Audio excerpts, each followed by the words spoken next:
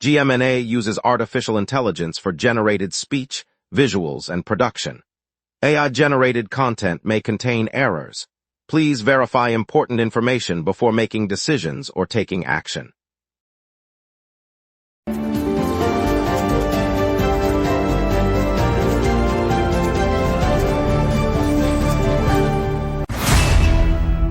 Good morning, Montreal. I'm Lauren Dupuis. This Saturday, we celebrate the Haiti and Foley Festival's 20th anniversary, and a new study shows extending the Orange Metro line could pull thousands of cars off our roads. Later, the STM rolls out its first electric buses. Over to you, Ryan. The Montreal Roses fell to visiting AFC Toronto last Thursday, with the visitors securing a win. Lauren Rowe and Kaylee Hunter each scored second-half goals, giving Toronto sole possession of third place in the Northern Super League. The final score was 2-0 in favor of Toronto, extending their lead in the league standings. All right, let's get into it. The Montreal Roses lost 2-0 to AFC Toronto, Rowe and Hunter scoring. Toronto now holds third place. Good morning, Montreal. Yesterday, the Haiti and Foley Festival marked its 20th anniversary, reaffirming its status as the largest Haitian cultural celebration outside Haiti. Founded by actress and activist Fabienne Colas, the two-decade-long event filled downtown venues with vibrant music, traditional dance, and visual art that highlighted the richness of Haitian heritage. Over the weekend, audiences streamed from the plateau to the Old Port, enjoying performances by established musicians and emerging singers, as well as workshops and art installations. Organizers noted that each year the festival draws thousands of visitors, strengthening community ties and promoting cultural exchange across the island. The anniversary program also honored the founders and longtime volunteers who have kept the celebration alive since its inception in 2006. The success of yesterday's festivities underscores the enduring appeal of Haitian culture in the city. An ARTM study released early this morning says that finishing the Orange Line and looping it back into the east could pull thousands of cars off one of the island's busiest roadways. The analysis projects that a completed line would spread transit coverage across the city, giving riders a direct north-south option where the current terminus sits at the eastern tip. Planners say the added stations would lure drivers out of their vehicles, easing the choke points that have long plagued commuters. The report highlights potential cuts to traffic snarls along the heavily used corridor, promising smoother rides for both motorists and subway users. Officials stress that the extension is a long-term solution aimed at cutting congestion and encouraging more people to choose public transit over the car. The study was commissioned by the Regional Transport Authority to guide future investments in the network. 3 children died while under the care of the Batcho Youth and Family Centers in Montreal, sparking staff accusations of a systemic problem within the agency. The deaths, recorded in March, involved a 4-year-old girl, a 16-year-old boy, and a 17-year-old boy. Employees of the center said the tragedies expose deep-rooted flaws in the way the Department of Youth Protection oversees the network. Batcho, which runs shelters and services for vulnerable youth, has faced growing scrutiny after the cases emerged. Provincial officials have not yet released a detailed investigation, but the department acknowledged the incidents and promised a review of protocols. The families of the 3 victims have expressed grief and demanded accountability. Advocates for at-risk youth called for immediate reforms, warning that the loss of 3 young lives signals a broader failure to protect those in state care. Today, the United Kingdom announced a ban on the sale of energy drinks to anyone under 18, a policy that mirrors the restriction already in place in Quebec. The British government said the measure aims to curb health risks among young people, and it will take effect immediately. Quebec officials welcomed the move, noting their own law has been in force for several years and has already prohibited retailers from selling caffeinated beverages to minors. In contrast, the federal government in Canada has said no similar legislation is forthcoming, leaving the country without a nationwide limit. Both the Quebec and UK ministries highlighted the need for parental awareness, while Canadian health authorities were not quoted on any pending action. The new rule adds the UK to a small list of jurisdictions restricting energy drinks for underage consumers. Yesterday, the Premier of Newfoundland and Labrador left the press room without confirming whether a final energy pact with Quebec will materialize. While the 2 provinces continue talks on a revised framework for the Churchill Falls hydroelectric complex, the Premier's remarks underscored lingering uncertainty. Officials said negotiations remain in a delicate phase, with both sides weighing technical, financial, and regulatory hurdles. No timeline was offered for a definitive agreement, and the premier declined to speculate on when a deal might be signed. The lack of clarity comes as Quebec's energy ministry pushes for a swift resolution to secure long-term power exports. Stakeholders in both jurisdictions are watching closely, aware that the outcome could shape regional electricity markets for years to come. Analysts warn that delays may affect electricity pricing for manufacturers in the province and could influence future investment decisions in renewable projects. Next up, the SDM's new electric bus rolls onto our streets, plus a quick weather peek. Stay tuned. We will be right back. Watch the local sunset tonight at 6 p.m. for all your local Montreal news. If you run a venue, a comedy night, a concert, a fundraiser, you already know the hardest part isn't the show. It's selling the seats. Theaterfiller changes that. In minutes, you're set up with your own ticketing page, QR code delivery, and a door scanner. No technical headaches. No middleman taking a cut of your night. Your event, your tickets, your revenue. Go to theaterfiller.com and fill every seat. Welcome back, everyone. I hope you had a chance to stretch. Up next, Ryan Mercer has the local stories you need to hear this morning. Yesterday, the Société de Transport de Montréal launched a brand new electric bus model, adding 4 zero-emission vehicles to the streets. The agency says the rollout is part of a broader push to modernize public transport and cut downtown pollution, a change commuters will notice on their morning routes. SDM officials are already working to grow the fleet, with a target of 147 additional electric buses by 2028. The expanded fleet promises quieter rides and fewer greenhouse gas emissions, benefits that should be felt by riders and nearby residents alike. The 4 new buses are now running on the network, and the agency plans to introduce the remaining vehicles gradually through the next 2 years. As the electric buses become a regular sight, drivers and passengers are getting accustomed to the smoother acceleration and quieter cabins, marking another step toward a greener transit system. Heavy rains in June flooded parts of Pierrefonds Roxborough, leaving homes soaked and walls ruined. A month later, residents are still hauling piles of floorboards and drywall, trying to clear the mess and repair damage. Many families report spending thousands on contractors and material replacement, straining budgets already tight after the storm. Local officials say the water level rose quickly, overwhelming drainage and forcing several streets to close. Cleanup crews have been deployed, but most of the work falls to homeowners who must sort through soggy plaster and soaked flooring before rebuilding. The lingering debris hampers everyday tasks, from moving furniture to cooking, and delays the return to normal routines. Neighbors are sharing tools and advice, but the financial toll remains a heavy burden for the community. The debris consists mainly of floor panels and drywall sheets, many of which remain damp and require safe disposal. CF Montreal completed a roster move yesterday, bringing forward Brian Ceballos from the New England Revolution while sending defender dagger Dan Thorhalson to the same club. The deal included $500,000 in general allocation money. Ceballos, a versatile attacker, adds depth as the team pushes toward the playoff race. Thorhalson will look for playing time with his new side. The allocation money exchange reflects MLS's system for balancing salaries and roster spots. Fans can expect Ceballos in training this week, with a possible debut as the club readies for its next home game. The move gives coach Patrice Lair more options up front as he fine-tunes the lineup for the upcoming match against the league's western rivals. Ticket holders will see Ceballos in the green and white jersey later this month. Yesterday, the Société de Transport de Montréal announced it had pinpointed 8 zones that could gain from expanded transit service, and said it will examine each area in detail. The authority explained the review aims to map where new bus routes or light rail extensions could close gaps in coverage and ease crowding on existing lines. Officials noted the study will involve ridership data, travel patterns, and community input, with results feeding into the next long-range plan. By focusing on neighborhoods that currently lack frequent service, the agency hopes to guide future investments that match residents' daily commutes. The 8 targeted zones span the island's northwest, east end, and southwest sectors, where growth and demand have outpaced current options. The review is part of a broader effort to modernize the network and improve accessibility for riders across the city. Obstetricians and gynecologists across Quebec, together with the Medical Specialists Federation, have filed a court challenge alleging a gender-based pay disparity among physicians.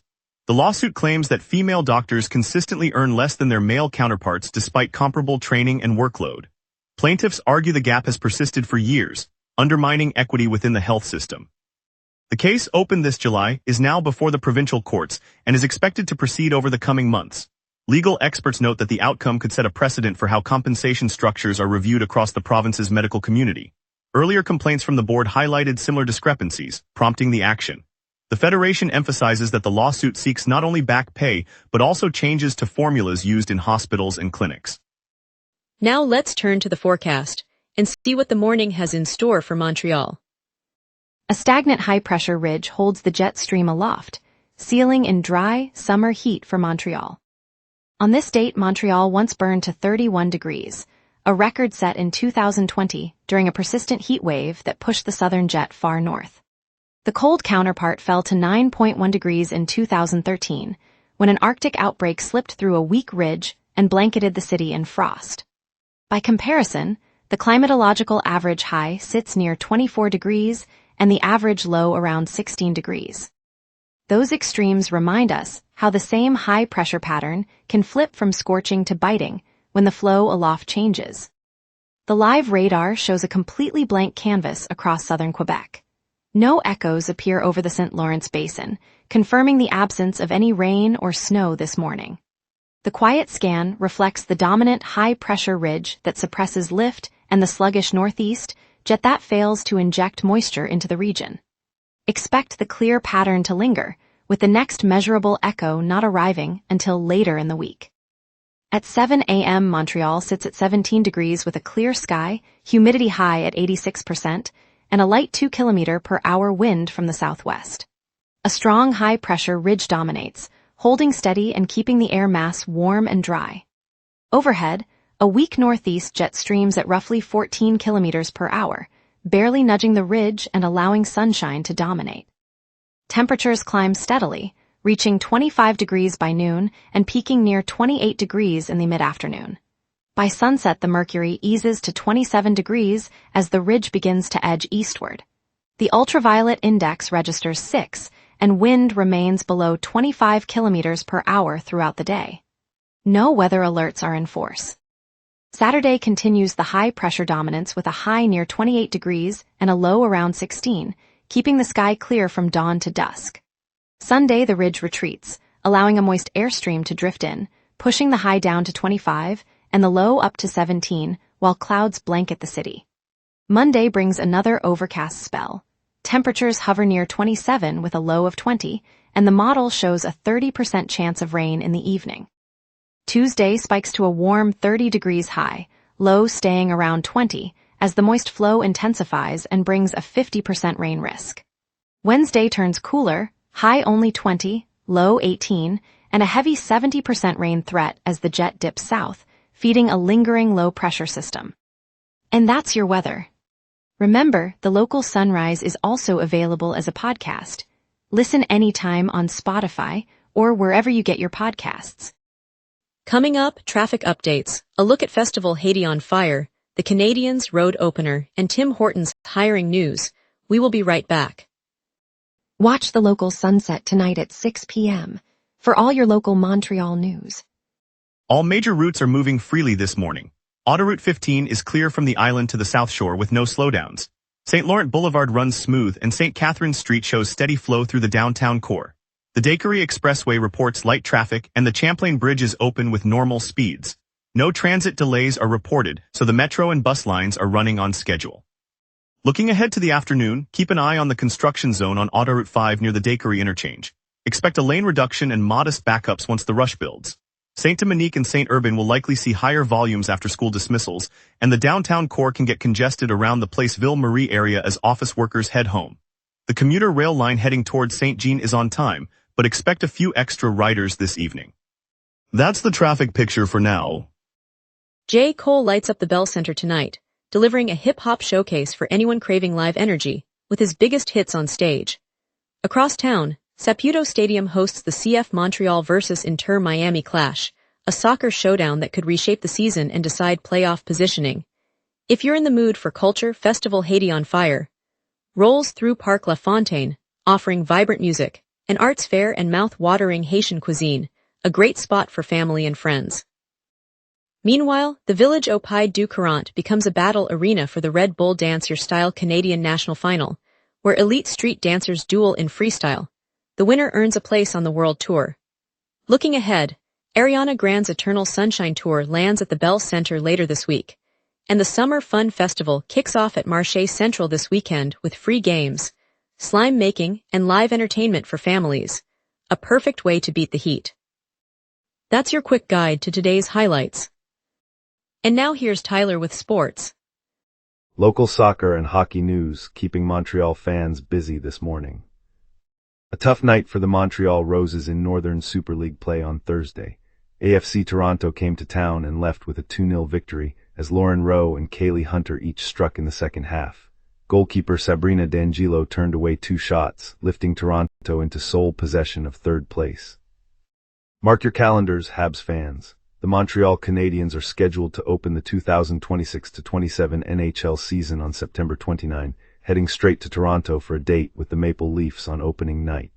Edmonton and Vancouver will face off in the other All-Canadian marquee matchup that same evening. A chapter has closed in Montreal. The Canadiens have traded forward Brendan Gallagher to the Vancouver Canucks in exchange for future considerations. CBC Sports reported the deal, marking the end of Gallagher's run with the organization where he spent the bulk of his NHL career. Tim Hortons, with bustling cafes from the Plateau to Verdun, is more than a coffee stop. It's a daily meeting place for Montrealers. The chain just announced a 10,000-person hiring initiative, part of a $400 million expansion that adds new stores and renovates existing ones. By bringing fresh jobs to neighborhoods across the island, Tim Hortons aims to give local families stable work and keep the aroma of fresh coffee alive on every corner. For many, a Tim's cup is the first thing in the morning, a familiar ritual that ties together commuters, students, and retirees. That's why the brand matters. It fuels our mornings, and now, with more Montrealers on its team, it strengthens the community from the inside out. Stay tuned for a feel-good story as Tim Hortons pledges to hire 10,000 local Montrealers, bringing new jobs to our neighborhoods. Coming up tonight at 6, the local sunset. Your neighborhood, your city, your news. From city hall decisions to the stories happening right on your street, we cover what matters most to Montrealers. Join us tonight at 6 p.m. on gmna for the local sunset, Montreal's evening newscast. At the Place des Arts, the Saturday night gala for Just for Laughs glowed with anticipation as Montrealers gathered under chandeliers that mirrored the city's winter sky. On stage, legendary comic Jerry Seinfeld, who first graced the festival in 1989, stepped up to the familiar microphone, his smile as warm as a sunrise over St. Lawrence. The audience, a blend of longtime fans, families, and comedians, leaned in as he began to riff on everyday quirks, pausing to salute the city's love of poutine and its legendary snow drifts. One vivid moment captured the room. A little boy in a Canadian sweater burst into giggles when Seinfeld quipped that even his taxi driver could out-joke a stand-up, and the hall erupted in a joyful roar. The laughter lingered long after the final punchline, a reminder that Montreal's spirit thrives on shared moments of joy. After the curtain fell, the crowd spilled onto the plaza, trading stories over steaming cups of café au lait, strangers becoming friends, each carrying a brightness into their day. That's why evenings like this matter, because they stitch our community together with the power of a laugh. On a crisp Saturday morning on Rue Saint-Denis, a crowd gathered outside St. Laurent Market to watch the unveiling of the first Chinese-made electric vehicle to roll onto Quebec streets. Families with coffee cups, seniors from the nearby community center, and a handful of local mechanics leaned in as a sleek silver sedan glided forward, its silent motor humming like a breeze through brick arches. Among the onlookers was 8-year-old Maya, whose father works at a downtown tech startup. She pressed her hand to the cool door, eyes widening at the futuristic dashboard that displayed a sunrise over the St. Lawrence River.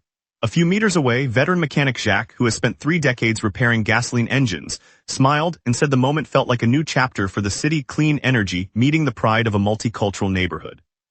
The event wasn't just about a new car. It was a sign that the province's 400,000 electric vehicles are now part of a growing global family, and that Montreal's streets will soon hum with quieter, greener journeys. It's a reminder that progress feels most alive when we share it together. Thank you, Montreal, for joining us on the local sunrise. Tonight's look at the Haiti and Foley Festival's 20th anniversary reminded us of the city's vibrant spirit. We'll be back tomorrow with more stories that matter to you. Until then, stay curious and take care.